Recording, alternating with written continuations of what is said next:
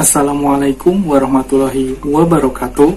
Perkenalkan, nama saya Yoga Catur Prasetyo, mahasiswa Program Studi Pendidikan Guru Madrasah Ibtidaiyah UIN Sunan Kalijaga, Yogyakarta. Video kali ini dibuat untuk memenuhi tugas akhir semester mata kuliah kepramukaan mengenai solusi yang akan saya tawarkan dalam menghadapi masa pandemi COVID-19 serta beberapa hal yang akan saya lakukan ketika pandemi ini berakhir. Seperti apa yang kita ketahui, virus COVID-19 atau COVID-19 merupakan virus yang awal mulanya berasal dari Wuhan, China. Virus tersebut kemudian menyebar ke seluruh penjuru dunia dan sampailah virus itu menyebar ke Indonesia. Menurut data dari pemerintah, kasus COVID-19 di Indonesia telah mencapai angka lebih dari 16.000 kasus, di mana lebih dari 1.000 orang meninggal dunia dan lebih dari 3.000 jiwa sembuh dari COVID-19. Tim medis yang menjadi garda terdepan dalam penanganan kasus COVID-19 ini tidak akan serta-merta berhasil tanpa adanya dukungan dari kita. Oleh karena itu, saya akan memberikan beberapa solusi yang akan saya tawarkan untuk mengatasi masa pandemi ini. Yang pertama, mengikuti anjuran pemerintah untuk melakukan social distancing. Virus corona ini merupakan virus yang proses penyebarannya melalui droplet atau percikan. Kenapa kita harus mengikuti anjuran pemerintah untuk melakukan social distancing? Nah, social distancing diharapkan mampu mengurangi atau memutus rantai penyebaran COVID-19 karena dengan tidak adanya interaksi jarak dekat antar individu, maka akan meminimalisir virus tersebut dapat tertular. Yang kedua, memberikan penguatan dan himbauan secara online. Ketika kita tidak dianjurkan untuk berkumpul dalam satu lokasi dengan beberapa orang atau kelompok, kita dapat melakukan himbauan kepada masyarakat lain dengan cara sistem daring atau online. Kita bisa membuat himbauan-himbauan dalam bentuk positif agar dapat diterima masyarakat dengan baik. Himbauan secara online tersebut dimaksudkan agar kita lebih peka terhadap himbauan pemerintah mengenai virus corona ini. Yang ketiga, membuat media pembelajaran atau iklan layanan masyarakat. Saya berpikir bahwasanya ketika kita bisa membuat media pembelajaran atau iklan layanan masyarakat, yang nantinya bisa dilihat oleh orang lain, itu akan memberikan dampak positif serta memberikan sebuah informasi lebih lanjut mengenai virus ini agar kita senantiasa mematuhi aturan pemerintah dan juga tidak bosan di rumah. Di mana kita sebagai seorang calon pendidik, kita dapat diharapkan untuk membuat media pembelajaran untuk siswa kita nantinya.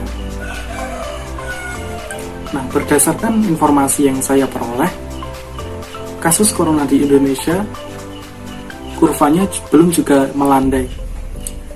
Baiklah, itu tadi merupakan beberapa solusi yang saya tawarkan untuk mengatasi masalah pandemi COVID di Indonesia. Kita sebagai warga negara Indonesia, perlulah kita mengingat bahwasanya kurva penyebaran COVID di Indonesia itu belum melandai. Lalu, apa yang akan kita lakukan jika kita tidak mematuhi peraturan dari pemerintah? Tentu saja, virus corona ini akan semakin menyebar luas. Bahkan realitanya sekarang, banyak sekali masyarakat yang telah melanggar peraturan PSBB ini karena mungkin bertepatan dengan Lebaran, sehingga adanya keinginan dari masyarakat untuk melakukan mudik. Untuk itu, mari kita tahan dulu mudik tahun ini agar virus ini cepat hilang dari Indonesia. Jika virus ini sudah hilang dari Indonesia, ada beberapa hal yang akan saya lakukan. Yang pertama, menerapkan perilaku hidup sehat. Setelah virus ini hilang dari Indonesia, tentu saja kita tidak serta-merta melupakan kebiasaan baik yang kita lakukan. Perilaku hidup sehat merupakan sebuah pembiasaan yang kita lakukan dari sebuah kebiasaan. Ketika kita sudah melakukan kebiasaan yang baik, kenapa kita tidak melanjutkannya? Nah, untuk itu, mari kita melanjutkan pembiasaan hidup sehat sejak dini. Yang pertama, memakai masker saat bepergian. Kenapa kita perlu menggunakan masker saat bepergian? Karena masker bisa menjadi salah satu penghalang virus tersebut untuk pindah dari orang lain ke kita.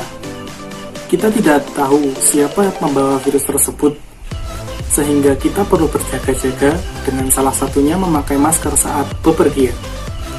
Yang kedua, mencuci tangan setiap saat. Kita mungkin sudah biasa mencuci tangan sebelum dan sesudah makan, tetapi ketika setelah kita bepergian, apakah kita tidak mencuci tangan?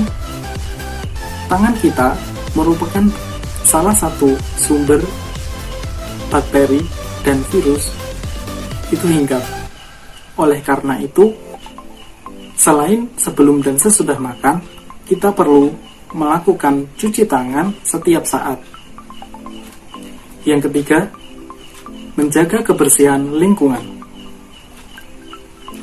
Kenapa kita perlu menjaga kebersihan lingkungan?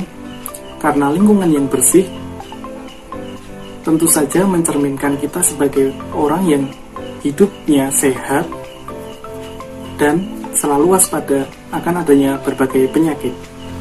Untuk itu, marilah kita menjaga lingkungan kita agar tetap bersih, tidak hanya lingkungan di dalam rumah saja, tetapi juga lingkungan di sekitar rumah.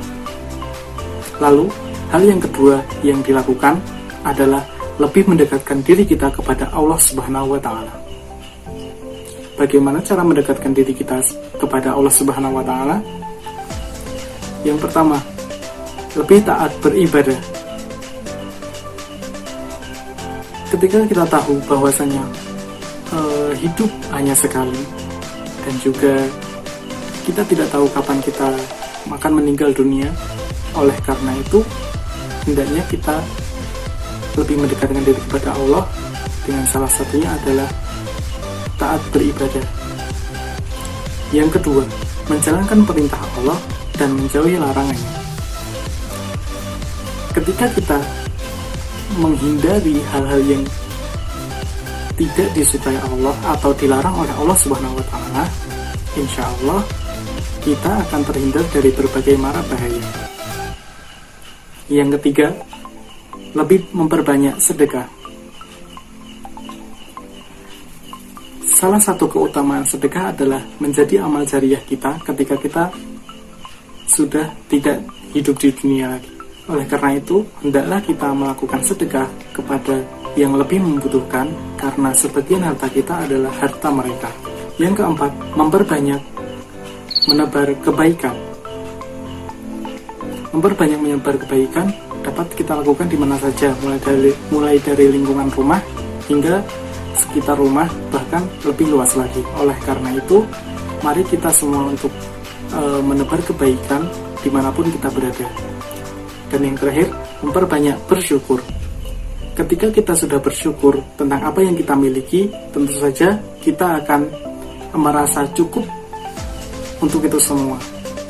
Tentu saja kita akan merasa cukup dengan apa yang kita miliki. Kita tidak perlu memandang milik orang lain bagaimana, akan tetapi kita cukup bersyukur dengan nikmat yang telah kita dapatkan dari Allah Subhanahu wa Ta'ala. Mungkin itu saja beberapa hal yang dapat saya sampaikan mengenai penanggulangan COVID serta beberapa hal yang dapat dilakukan setelah COVID ini berakhir. Mari kita sama-sama untuk melakukan penanggulangan terhadap COVID ini agar virus ini cepat berlalu dan kita bisa hidup normal lagi. Sekian dari saya. Wassalamualaikum warahmatullahi wabarakatuh.